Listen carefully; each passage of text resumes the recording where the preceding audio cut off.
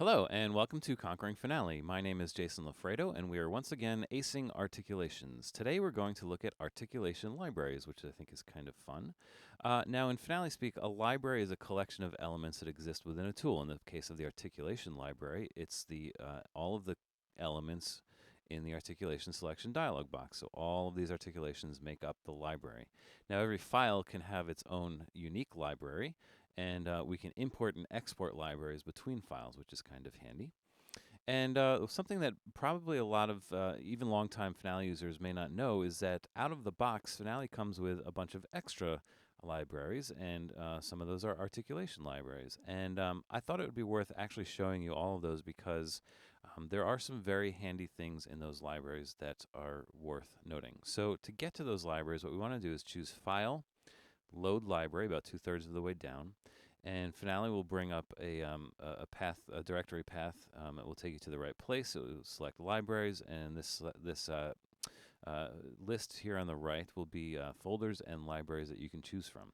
Now, if we choose the Broadway Copyist font folder, we'll see a few libraries here, including Articulations. So all we have to do is select that library and choose Open. And it will appear that nothing happened, but if we go back into our articulation selection dialog box, when we add a new library, they get added to the bottom of the list. And you'll see that I have a whole bunch of extra articulations here. In fact, let's see, this one is the last one in the default Maestro articulation library, and this is the first in the Broadway copyist library.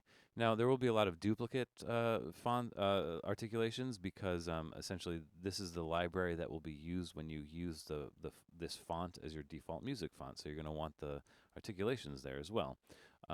But specific to this particular library, there are some extra articulations that don't exist in the Maestro font that you could actually make some use of. Starting from here, you have all these extra little symbols, little falls and things like that, and a little glasses icon here. And other than that, everything else is pretty much a duplicate except in a different font. So if we wanted to, we could actually, select the first one here and go down to, let's see, here, I think. And we can just choose delete. And then the bottom ones are also a duplicate. Choose these and hit delete. All right, so what I've done is I've just essentially added only the unique elements from that library. Kind of handy. All right. Let me show you some other ones. Load library. The Jazz font articulation library is actually fairly similar to that, and I'll show you that. We'll open that up, and I'll show you they all get added to the bottom. And again, there's duplicates because it's just a new font, right? So we can delete the duplicates again. And you'll see from this point over, we have some more falls and stuff. And actually, they're fairly similar, except they are a little bit different. They're a little bit thicker, and there's more of them that exist in the Jazz font. All right, so there's some extra articulations for you to use. Let's see what else we have. Let's go to Load Library. Let's see what else is here. Chord, nope. Default, nope. There are, the Engraver Font set will pull up a few other unique elements too, which is kind of handy. Let's open that, I'll show you that. And of course, again, it will duplicate the basic articulations, so we can just, off the bat, get rid of those if we want. But what it will add, which I like in this Engraver set, is that it will add these little brackets and also these rolls with arrows on them, which if you write a lot of piano music, can be handy. I will mention that the difference between these rolls and the normal roll in the articulation library is that these rolls are not set to manual, so you can't copy them, and that kind of makes sense because if you were to copy vertically these rolls, you'd also copy the arrow, which is not really appropriate. So that's why they give you several versions of this. They're all fixed length in that sense, so some of them are shorter than others, etc. All right, but that's the same thing with the brackets as well. And so that's handy in the Engraver library. Let's see what else we have here. Libraries, Engraver, Jazz, Maestro. This is just the basic articulation library that exists. Nothing there, nothing there. Petrucci, I'm not going to open this one, but this articulation library has the basic articulation set just with the Petrucci font. Shapes, I can tell you there's about 4 extra shapes in there, which are pretty much duplicates. I'm not really sure why it's there. And then there's several in tablature as well. There's guitar articulations, tab articulations, jazz font, and then lute articulations. And I'm just going to open these up so you can see what they are. This is the regular jazz, or the regular guitar tab. And you see that it adds some of these brackets and a couple arrows here. And then we can add the jazz version of that, which is here. And you'll see slight variations of that. Again, they all get added to the bottom. You see they're a little bit more squiggly. And then finally, there's one more for lute tablature. Now, I don't play the lute. I don't understand the lute, but these are here. If you play the lute, you might know what these symbols are. I have no clue. All right, but they are there. So that's all the libraries that come right out of the box with Finale, which is kind of handy. You can load some of those things and use some of those extra elements from those other libraries, which is kind of nice. The one thing I will say about loading libraries is that the meta tools will not load with the library.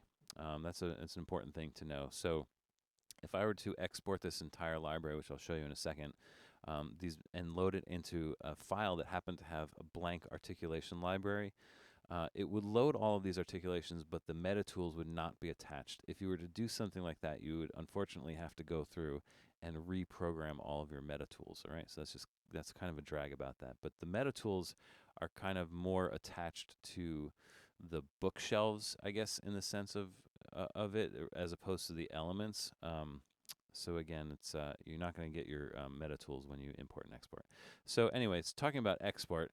So essentially what I've done here is I've created a unique library by adding all of those elements to the default library, right? So now I have a unique set of library, and we can export this. And it's easy enough. Just go to File again, and we're going to go to Save Library. Now when you hit Save Library, you get this box appear, and there's all kinds of different libraries that you can save from this file.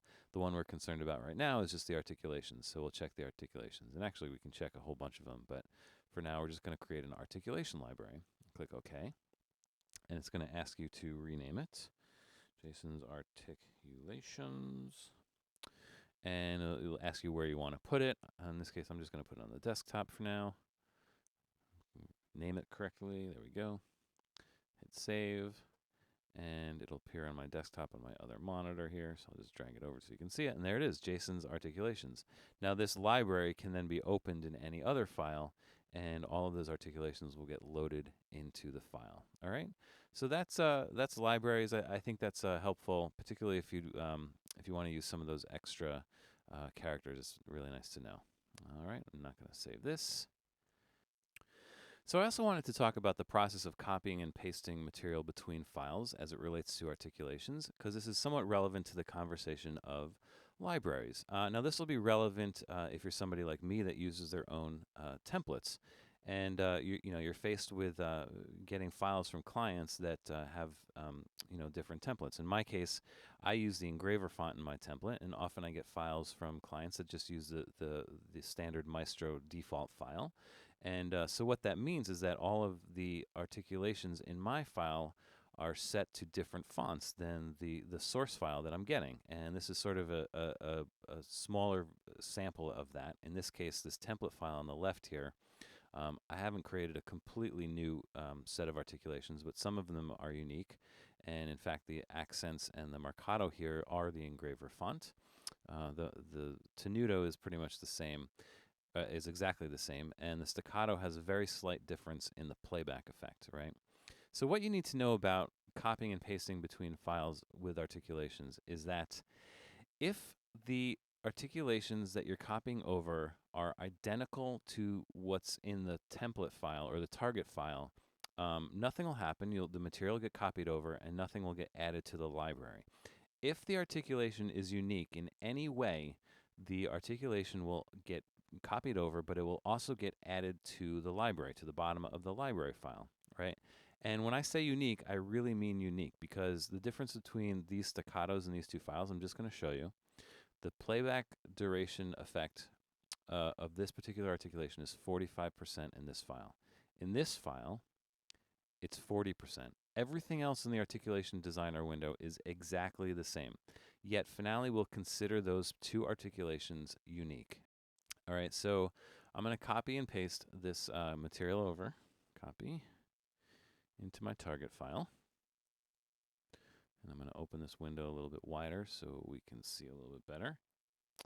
And you may notice off the bat, or I'll point it out to you at least, that the accents are different, right? This is the Maestro accent right here, and this is the Engraver accent, which is not usually a good result when you're copying. You want everything to kind of have a uniform look, right? So how do you deal with this? Well, first of all, I want to show you what happens to the library because I've added that material with all of these unique articulations. And you can see at the bottom of the library, I've added 1, 2, 3, 4, 5, 6 different articulations. Now, in some cases, like this one and this one did not exist in my library before. So that's great that these copied over because I need them, right? I don't want to touch these. They should remain there, right? But the trill, for example, is pretty much a duplicate because I have the trill. I happen to have changed this trill, the font to this trill. So what I really want to do is change this. And the way to do that is actually select it and delete it. When you try to delete an articulation that exists in the score, you're going to get this warning. And it's going to tell you that it's in use in the score.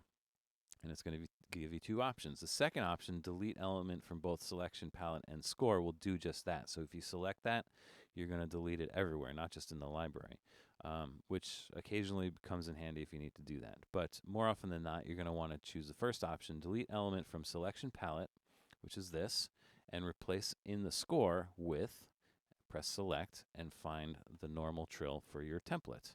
Press select, and then OK. And so that trill will go away.